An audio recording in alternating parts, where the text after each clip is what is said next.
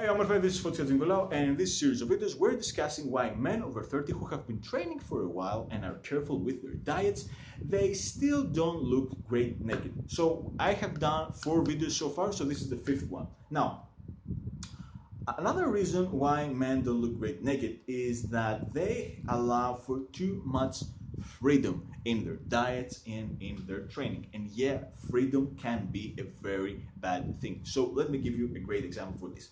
You might be familiar with the term if it fits your macros. It's the idea that as long as you are consuming a set number of calories and you hit your macros, so yeah, you hit X number of protein per day, X number of carbs, and X number of fats every day, it doesn't really matter where those macronutrients and those calories come from. So if they are, for example, below your maintenance level, you're gonna lose weight and fat. And that's okay until it stops working or until some guys go full retard mode and they try to substitute whole foods with complete junk food. Okay, so they might try to get, I don't know, maybe before they were eating, for example, let's say chicken breast, rice, and they were adding some maybe olive oil to make it tastier. So they might substitute those foods with chicken nuggets.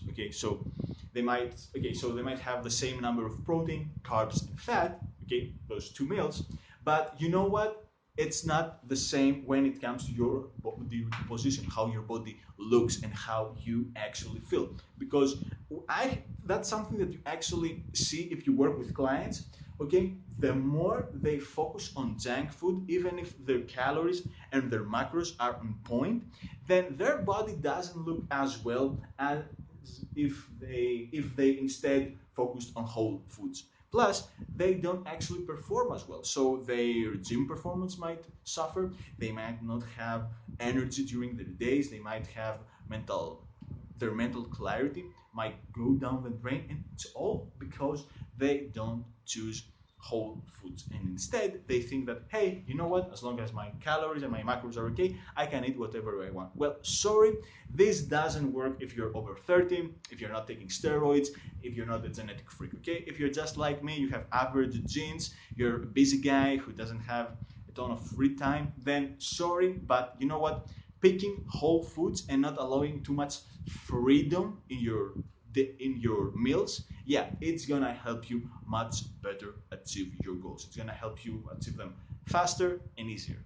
Okay, so that's one thing. Now, there are also training situations where too much freedom might cause you some problems. Now, one of the greatest examples is the muscle confusion thing. So if you think that you have the freedom to change your exercises constantly because you want to confuse them, then sorry, this is not gonna help you in the long term. You need to allow for a certain time when you're following a program to see the changes that this program is gonna give you. So if you are changing exercises all the time to quote quote confuse your muscles, then you are giving too much freedom in your program, and this is not gonna help you build muscle and or grow stronger in the long term.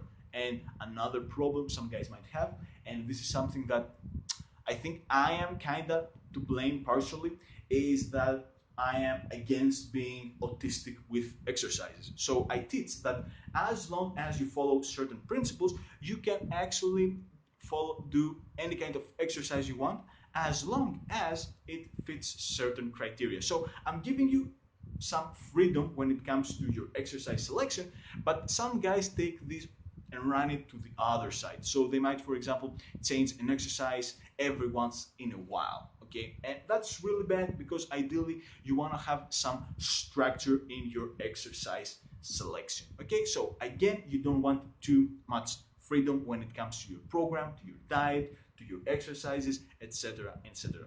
And ideally, you need to be as strict as possible until you achieve whatever your goal is. So when you do this, when you achieve your goal, then you have the right to experiment a little bit. So I know, for example, that I have been dieting seriously and being very serious with my diet since 2006. Okay, I know what works my body. I have reached very lean levels. I have been very thin, following some certain diets. So I know what works with my body. So I have earned the right to allow for as much freedom as possible.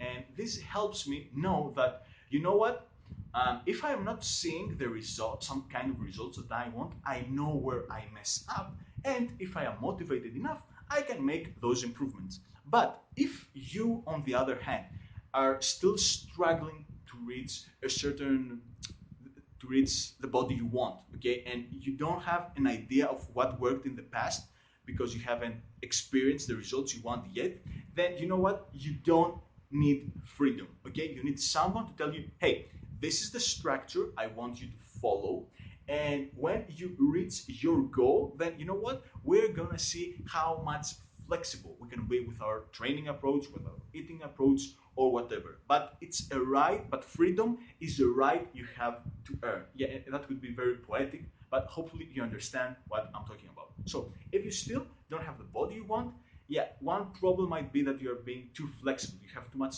freedom in your eating and your training. So ideally, find the structure, stick with it until you reach your goals, and then allow for some freedom. Okay, Amorfe? So that's all I had to say. Talk to you soon.